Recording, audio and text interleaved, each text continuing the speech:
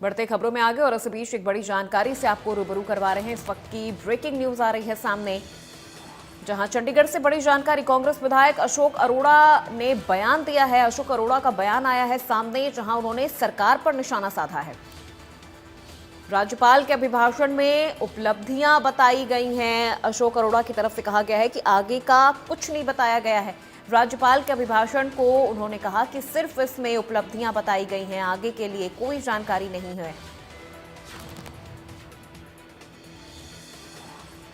मामले की ठीक से जांच भी होनी चाहिए। अशोक अरोड़ा की तरफ से कहा गया कि शिक्षा का स्तर लगातार गिरता जा रहा है, लोगों को रोजगार नहीं मिल रहा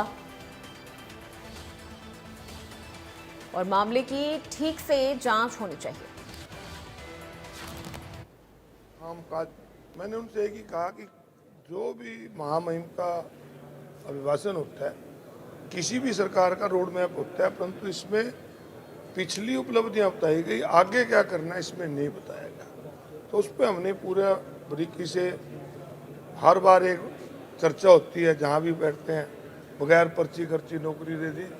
हमने उनको एक आईना दिखाया कि जिनके पब्लिक सर्विस कमीशन में, एसएससी कमीशन में पैसे पकड़े गए हों, जिनके कौशल रोजगार के डायरेक्टर ऐसे में अंदर चले गए हों, तो ये भ्रष्टाचार में जो आपका रजिस्ट्री घोटाला हुआ, रजिस्ट्री घोटाले के अंदर कितनी सैकड़ों अधिकारी और कर्मचारी ऐसे थे जिनको आरोपी पाया गया और बाद में छोड़ दिया गया।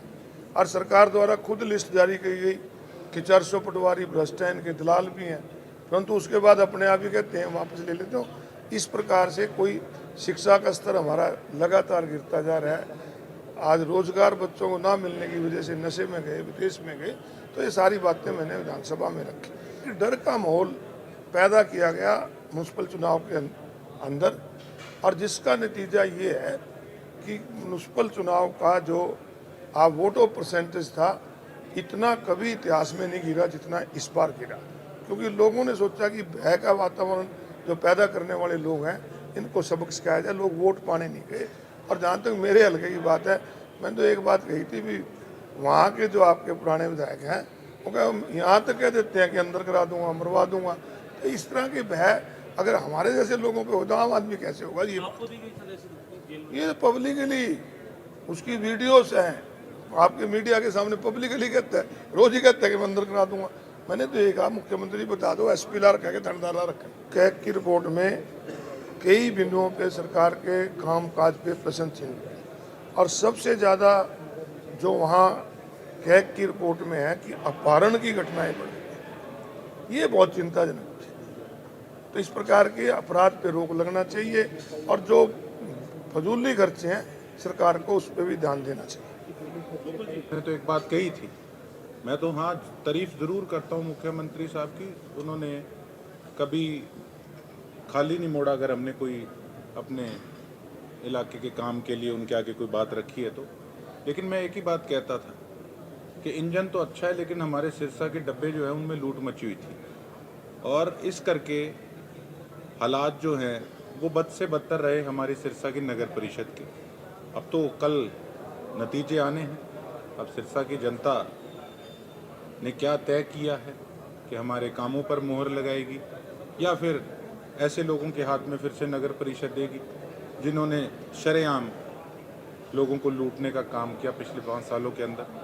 बाकी उम्मीद पे सारी चीज़ें टिकी हैं, उम्मीद है। तो उसमें कई चीज़ें, कई कमियां जो हैं अभी भी हैं, उनको टैकल करना बड़ा ज़रूरी होगा, क्योंकि हमारा इलाका बॉर्डर का इलाका है, और कहीं ना कहीं एक सिस्टम जो पुराना है, जो पुलिस प्रशासन, उन्हीं की शय पे वहाँ पर नशा बिक रहा है। एसपी साहब अपनी तरफ से कर रहे हैं प्रयास, लेकिन सिस्टम को बदलना होगा, क्योंकि धरातल तक कई ऐसे बड़े बड़े स्मगलर्स नीचे कुछ चौकियों वालों के साथ, औरों के साथ मिल के, उनकी जो पुरानी आपस में सेटिंगें थी, वो जो सिस्टम इनका घेरा बना हुआ है वो नहीं टूट पा रहा। उस पर एक अलग कोई गठित करनी होगी कमेटी सरकार को, ताकि उन चीज़ों पे मार की जाए।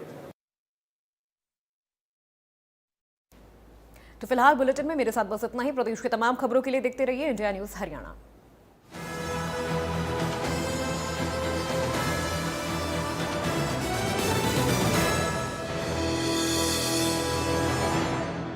सर आप बहुत लकी हैं कि आपके बेटे ने हेल्थ इंश्योरेंस और बाकी सारी फॉर्मेलिटीज टाइम से पूरी कर दी है। मेरा बेटा? तो फिर आप? पॉलिसी बाजार। क्लेम के टाइम पे हमेशा आपकी हेल्प को तैयार। पॉलिसी बाजार, 1 करोड़ का हेल्थ इंश्योरेंस सिर्फ 360 रुपए महीने से शुरू। जनता ने दे दिया फैसला, अब है रिजल्ट का इंतजार। किस